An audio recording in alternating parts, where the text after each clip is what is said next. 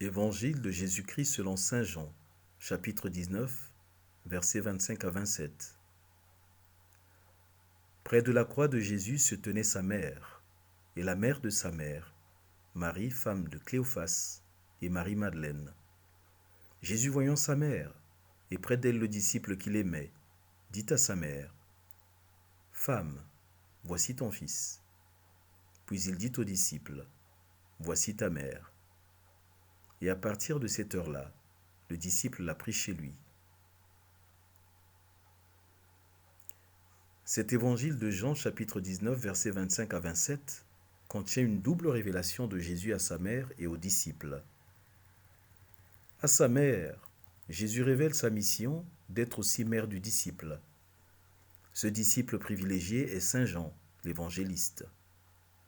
Dès lors, par cette déclaration du Christ, saint Jean devient figure de tous les disciples.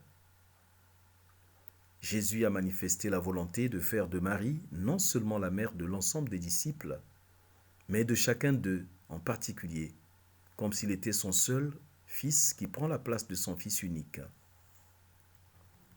Aux disciples, Jésus annonce sa situation de fils par rapport à la Vierge.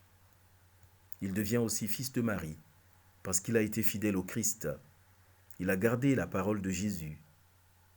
Celui qui a mes commandements et qui les garde, c'est celui-là qui m'aime.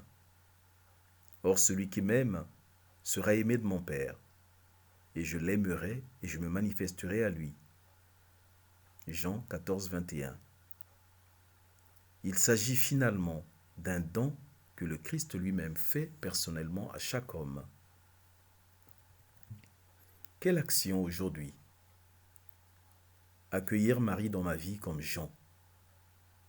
Dès cette heure-là, le disciple l'accueillit en Jean chapitre 19, 27. Ne pas avoir peur de prier avec Marie et de demander son intercession auprès de son Fils divin. Pour nos parents, pour notre pays, pour les malades, pour les prisonniers, les orphelins, etc. Être fier du chapelet. Le chapelet, en notre sens, est un escalier de la Vierge qui mène tout droit vers son Fils. Visiter une grotte mariale et faire un coucou à Marie par la méditation des mystères douloureux. Ou bien méditer avec le chapelet des 7 douleurs pour ceux qui le connaissent. Quelle prière? Récitons, disons le Magnificat en Luc chapitre 1, versets 42 à 55. Et quelles conséquences? Impossible d'être frère et sœur de Jésus sans être enfant de Marie. Aimer Jésus et nier sa mère, c'est être incohérent. C'est finalement lire partiellement la parole. Si nous sommes vraiment disciples du Christ, alors respect logique pour sa sainte maman.